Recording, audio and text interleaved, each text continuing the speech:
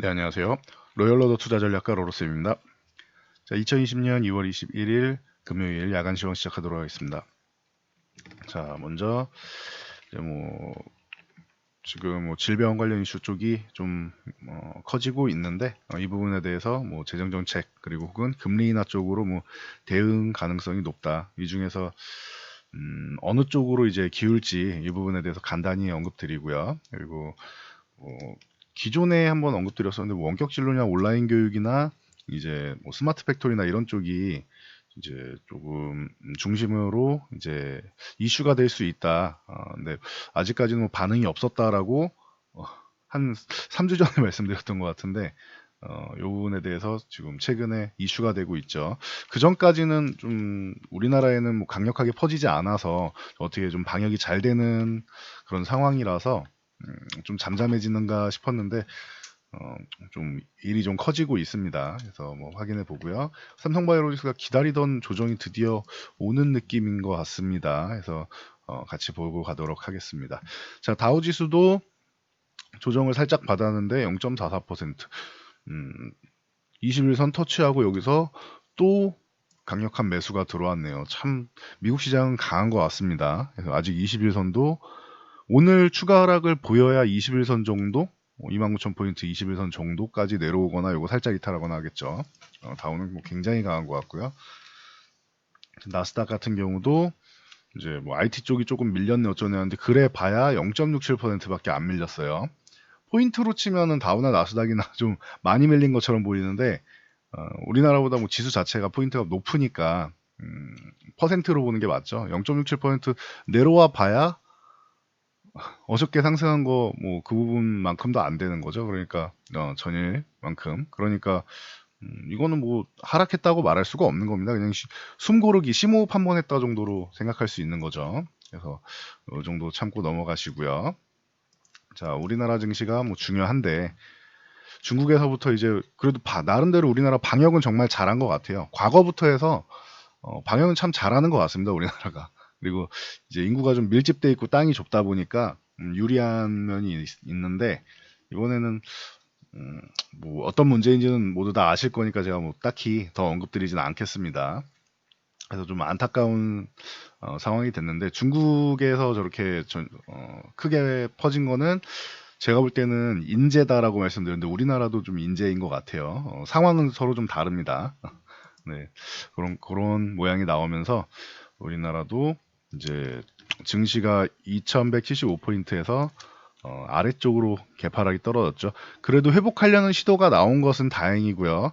여기서 개파락 나온 다음에 장대 음봉이 나오지 않은 것 정도만 해도 최악은 아니다라고 보시면 돼요. 그러면은 한 차례 더 밀려도 2130포인트에서 2100포인트 사이 요 정도까지는 조정을 받으면은 요 정도까지 열어놓을 수는 있겠죠. 바로 회복되면 제일 좋고요. 원하는 건 바로 회복되는 겁니다. 이게 제일 좋은 거고 밑으로 내려가도 2130포인트 살짝 이탈 혹은 2090포인트 전후 요 정도까지 오면은 제가 처음에 말씀드렸던 반등이 나와도 이중바닥성 움직임이 나온다. 시장이 강하면은 두 번째 바닥이 짧게 내려올 것이고 만약에 이 이슈가 조금 길어진다라고 하면은 이렇게 이중바닥성으로 내려올 수 있다. 그리고 제일 안 좋은 거는 두 번째 바닥이 더 아래로 내려가야 하는데 2050포인트 정도 전후 여기에 지지력 테스트 받으면서 이렇게 반등이 나오는 건데 이게 제일 안 좋은 거다. 근데 요즘에는 이렇게 페이크성으로 하락 N자형처럼 만들어 놓고 이중바닥 형성하는 경우가 종종 있으니까 이것도 알고는 계십시오라고 말씀을 드렸죠. 자, 어떻게 되는 거냐? 우리나라에서 중국은 재정 정책을 강력하게 지금 부양 정책을 펼치고 있는데 우리나라는 모든 수단을 강구하겠다 했는데 사실 실제로 나온 건 없죠. 말은 다 하겠다고 하셨습니다. 그런데 아무것도 제대로 나온 게 아직 잘 모르겠어요. 그래서 지금 우리는 이제 총선을 앞두고 있기 때문에 선거 앞두고 뭔가 국가의 세금을 가지고 재정 정책을 펼치거나 하는데 좀 부담을 느끼는 게 아닌가 이렇게 생각이 되고 그러면은 뭐 좀 쉽게 할 수 있는 거는 사실 쉬운 건 아니지만 요 재정 정책을 펼치지 않고 할 수 있는 최우선적으로 할 수 있는 거는 이제 금리 정책 같은 경우가 있겠죠. 작년에 올해에 한 차례는 더 인하가 되면서 올해 한 중순에서 하순 사이 정도에 한 차례 더 인하가 되면서 지금 현재 사상 최저금리 1.25%죠. 이게 0.25% 포인트 하락하면서 이제 1% 정도까지는 내려갈 겁니다. 근데 1%가 깨지는지 여부까지는 고민이 많을 겁니다라고 제가 분명히 말씀을 드렸어요. 올해 중순에서 하순 사이에 예정돼 있던 부분을 조금 당길 가능성이 좀 높아 보입니다. 지금은 만약에 재정정책 쪽을 뭐 추경이나 뭐 이런 재정정책 쪽으로 갈 생각이 있다면은 뭐 벌써 뭐 얘기가 나오고 있겠죠. 그러니까 이걸 알고 있으니까 저쪽 뭐 야당 측에서는 이제 추경을 한다라고 하면 우리도 적극 협조하겠다 이런 얘기가 나오고 있죠. 니네 지금 못할 것 같으니까 협조하겠다라고 얘기하는 것 같습니다. 요거 참고 정도만 하시면 될 것 같아요. 그래서 언제 재정 정책이 나오냐에 따라서 좀 우리 생각보다 빨리 정부에서 이제 대처를 하겠다라고 하면은 반등이 좀 뭐 강하게 나올 수 있는 거고, 지금처럼 방역은 정말 빠릿하게 잘했는데 정책을 이제 좀 고민하고 늦게 한다라고 하면 조금 더 이제 뭐 고민할 시간을 갖는 요런 구간이 조정 구간이 나올 수 있다. 요 정도만 알고 계시면 될 것 같아요. 그래서 수급 동향 확인해 드리면은 자, 오늘 수급은 그렇게 제가 볼 때는 뭐 아주 나쁘진 않았어요. 아니, 지수가 이렇게 내려갔는데 기관 외국인 매도한 거 아니냐라고 생각하시는 분들 잘 보세요. 기관만 매도했습니다. 오늘 코스피 기관에서 강력하게 매도를 했고요. 금융투자 뭐 원래부터 뭐 단기 매매 많이 한다고 했죠. 그리고 연기금도 뭐 조절을 했습니다. 그러면서 이제 기관이 매도를 한 것을 개인과 이제 외국인이 사이좋게 나눠 받아갔고요. 코스닥 같은 경우 외국인 매도한 게 없죠. 190억 정도면 오늘 같은 날 그렇게 뭐 매도했다고 할 수 없습니다. 코스닥이 2%가 밀렸는데 다 기관이 매도한 거예요, 보면은.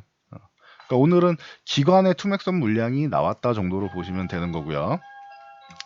자, 선물 동향 같은 경우, 자, 선물 동향의 경우, 자, 5,700계약 정도 매수를 하면서 외국인들은 사실 오늘 장만 보면은 주식을 매도한 게 아니죠. 코스피는 오히려 매수를 했고 코스닥도 크게 매도한 게 없고 오히려 선물 포지션을 좀 늘리면서 기존의 상승 포지션을 최근에 많이 청산해서 이 부분이 조금 우려됩니다 했는데 사고팔고를 반복하고 있죠. 물론 매도가 좀 더 우위입니다. 그래서 선물 매수가 좀 더 강력하게 들어오는 시그널이 나오면 좋겠다라고도 말씀을 드렸죠. 선물 같은 경우는 매수가 들어와야 되고 요 풋옵션 같은 경우는 풋은 매도가 나와야 된다. 이렇게 말씀을 드렸습니다. 근데 풋은 매도가 아닌 매수가 들어왔다. 그럼 하락 포지션을 좀 늘린 거죠. 이렇게 보시면 돼요. 코스피 주식을 매수해서 코스피는 이 정도면은 양호하다. 뭐 그렇다고 뭐 지금 오늘 환율 동향이 우호적인 것도 아니잖아요. 환율도 안 좋았는데 코스피 주식을 매수하고 선물을 매수했어요. 그러면은 에이, 여기 정도부터는 이제 분할로 매수해도 된다라는 인식 정도는 가지고 있는 것 같아요. 심지어 주말을 앞두고 있는데 생각보다 강한 매수세가 들어왔죠. 그리고 옵션 동향 정도로 해서 혹시나 우리가 이렇게 선물과 주식을 매수했는데 혹시나 뭐 악재로 작용할 일이 주말에 생길 경우에는 요 풋옵션 하락 포지션으로 단기 포지션으로 단기 요 하락 이슈 같은 경우는 우리가 했지 보험을 들겠다라고 의지를 표현하는 겁니다. 이 정도로만 보시면 돼요. 그럼 외국인들이 부정적으로 보는 건 아니에요. 지금은 기관이 우려감에 의해서 매도를 한 거다. 시장에 하방 압력을 주었다 정도로 보시면 될 것 같습니다. 그래서 뭐 요 정도로 보시고 주말까지 뭐 어떤 이슈가 나오는지 천천히 보시면 되겠죠. 뭐 굳이 과도한 우려감을 가질 필요 없다. 이 정도만 알고 가시면 될 것 같아요. 자, 삼성전자 쉬는 타이밍이라고 했는데 그냥 쉬고 있는 겁니다. 자연스러워 62,000원 돌파 못한다고 말씀드렸고 30% 캡룰도 있고 쉬는 타이밍에 쉬는 겁니다. 그냥 그러니까 뭐 굳이 우려감을 가질 필요 없어요. 만약에 삼성전자 뭐 57,000원 전후나 57,000원 이하 준다라고 하면은 뭐 감사한 구간이 되는 거죠. 기존에 이때도 말씀드렸죠. 56,000원 구간 내려왔을 때 여기는 매수 구간이고 감사한 구간이다. 매수 구간이다. 자, SK하이닉스 같은 경우도 마찬가지입니다. 10만원 위쪽에 있는데 조정 이렇게 올라가줘야 10만 5천원 구간 정도 이 정도는 와줘야 살짝 조정을 받아도 10만원을 유지해 준다라고 말씀을 드렸죠. 혹은 여기 지지력 테스트 정도하고 반응이 빠르게 나올 수 있기 때문에 10만 5천원 정도 와줘야 된다라고 했는데 와준 다음에 살짝 조정을 받고 반등 살짝 조정 뭐 계속 반복되고 있죠. 하이닉스도 뭐 탄탄하게 잘 버티고 있다. 삼성전자가 저항을 돌파 못하는 구간에서 하이닉스가 먼저 올라와서 잘해주고 있다라고 보시면 됩니다. 자, 그리고 인성 정보가 요즘 굉장히 난리가 났죠. 그래서 원격 진로 쪽으로 해서 유 헬스케어 종목, 원격 진로 종목으로 해서 인성 정보, 비트 컴퓨터, 유비케어, 인성 정보가 대장이라고 방금 말씀드렸죠. 그 나머지 종목들도 양호합니다. 인피니티 헬스케어 정도, 이 정도까지, 인피니트 헬스케어 요 정도까지 볼 수 있는 정도고요. 요 정도가 이제 원격 진로 헬스케어 정도로 보통 많이 전통적으로 나오는 종목들이죠. 거의 한 10년 다 된 것 같습니다. 이 종목들은. 그리고 메가 MD나 비상교육이나 오늘 같은 경우는 아이스크림 에듀나 이런 원격 교육 온라인 교육 쪽으로 해가지고 이게 우리가 서로 만날 수가 없잖아요. 여럿이 이제 학교도 개강이나 개학이 다 늦춰지고 하고 있는 상황이기 때문에 이런 온라인 교육 쪽의 관련주들이 이슈성으로 올라옵니다. 그리고 이런 부분하고 더불어서 원래 스마트 팩토리 쪽도 가능성이 있지 않겠느냐. 중국에서 계속 공장 가동 중단되고 하면은 이슈는 나올 수 있지 않겠느냐라고 말씀드렸던 세 가지 섹터 중에서 스마트 팩토리만 아직 좀 약한 것 같습니다. 보면은 SM 코어라던가 이런 종목이라던가 올라는 왔는데 이거는 하락한 부분에 대해서 그냥 반등 정도라고 보시면 될 것 같아요. 그래서 굳이 이번 이슈로 올라온 건 없다.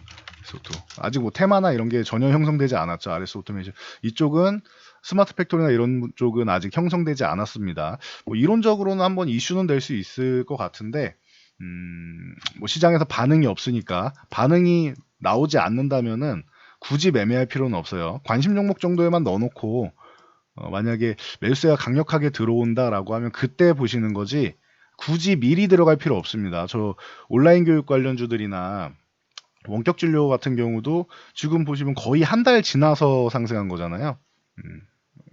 스마트 팩토리 쪽은 아직도 상승을 안 했고, 그러니까 천천히 이 관심 종목들 같은 경우는 이렇게 관심 종목의 리스트에만 넣어놓고 매수세가 들어오는 걸 확인하고 그리고 나서 매매하시는 게 맞습니다. 굳이 아직 이렇게 전혀 관심이 없는데 시장에서 지금 관심을 안 보이고 있잖아요. 이런 상황에서 미리 들어가서 기다릴 필요는 없는 것 같습니다. 주도주 같은 경우야 좀 저점 구간이면은 주도주 섹터는 담아놓으면은 다 이제 추후에 저항을 돌파해서 여러분들의 수익으로 돌아오는데 이런 테마성 쪽은 미리 담아놓는 게 아니다 정도만 알고 가시면 될 것 같고요. 자, 셀트리온 헬스케어 같은 경우 조정을 이렇게 65,000원 돌파 잘 해놓고 조정을 받았는데 크게 이탈하진 않았어요. 만약에 정말 밀린다면 61,000원 아래 요 21선 정도까지 연려는 있는데 빠르게 만약에 65,000원 회복해서 올라온다라고 하면 셀트리온 헬스케어는 여전히 강한 종목이다라고 생각하시면 되고요. 자, 삼성바이오로직스가 여러분들이 그렇게 기다리던 조정이 나오고 있는 느낌입니다. 워낙 강해가지고 큰 조정이 안 나올 수도 있지만 위쪽에서 54만원 이런 구간에서 추격 매수하는 건 절대 아니고 조정을 받으면 최소한 50만원 정도까지는 내려오니까 여기까지 내려오는 거 보시고 워낙 강해서 안 줄 것 같은데 만약에 47만원 이하를 준다라고 하면은 그러면은 이제 삼성바이오로직스를 건드려는 볼만한 것 같다. 저는 50만원 줘도 저는 굳이 이 종목 매매 안 할 것 같다고 했죠. 기존에 30만원대 초반대부터 말씀드려서 매수 의견 계속 드렸고 요 38만원 구간 요 구간에서도 40만원 돌파 못할 때 38만원까지 내려오면 매수하세요라고 말씀을 드렸죠. 그래서 이때 타이밍을 이미 줬는데 굳이 50만원 위에서 매수할 이유는 없다라고 말씀을 드렸습니다. 47만원 전후를 준다라고 하면 그러면 조금은 생각해 볼 수는 있겠네요. 네. 굳이 이렇게 이미 바이오시밀러 쪽으로 해서 바이오 대장 쪽으로 해서 많이 올라온 선상승이 크게 나온 종목을 굳이 지금 매매를 하고 싶지는 않다. 이렇게 보시면 될 것 같습니다. 말씀드린 게 이거예요. 위에서 매수하셨으면은 단기간의 조정이 나오잖아요. 이것도 강해서 좀 덜 나온 건데 시장이 정말로 이게 깊은 조정이 나올 가능성이 높은 거였다라고 하면은 각도가 이렇게 나올 수도 있어요. 그렇기 때문에 제가 급등한 이 상승한 종목들 꼭대기에 있을 때 추격 매수하지 말고 조심하셔야 된다라고 말씀드리는 거고요. 다행인 건 지금은 그렇게 깊은 조정까지는 안 나오고 있다라는 거. 예상대로 이 정도 해주는 거면은 굳이 뭐 공포감을 갖거나 할 필요는 없어요. 근데 이제 긴장감을 갖고 봐야 되는 거는 이제 다음 주까지라고 말씀드렸습니다. 이번 주 지켜봐야 되는 구간이고 이게 다음 주까지 연결되느냐 아니면 다음 주에 마무리가 되느냐까지만 보시면 될 것 같아요. 이거는 정부 정책에 따라 좀 갈림길이 나올 수 있을 것 같습니다. 참고하시고요. 뭐 HLB나 뭐 헬릭스미스 같은 경우 주말에 영상을 따로 하나 올려드릴 테니까 보시면 되고요. 10만 원 이탈한 거 뭐 별로 크게 개의치 않아도 된다라고 기존에 말씀을 드렸죠. 여기 이슈가 됐을 때 옵티보 얘기 나오면서 10만 원 여기는 지켜줄 테니까 좀 이탈해도 걱정하지 마라는 뉘앙스를 이미 풍겼다. 61선 돌파 못한 거는 굉장히 약한 모습이라서 실망스럽지만 뭐 크게 문제될 건 없다라고 말씀을 드렸습니다. 그러니까 이 부분에 대해서는 주말에 영상을 따로 확인하시면 될 것 같습니다. 자, 오늘은 여기까지 하고 물러가도록 하겠습니다. 저희 이기 모집 이제 월요일부터 이제 시작하니까 많이 관심 가져 주시고 문의는 저희 카톡으로 주시면 됩니다. 여러분들의 좋아요 댓글은 영상 제작에 큰 힘이 되고요. 영상 잘 참고해서 모두 성공 투자하시기 바랍니다.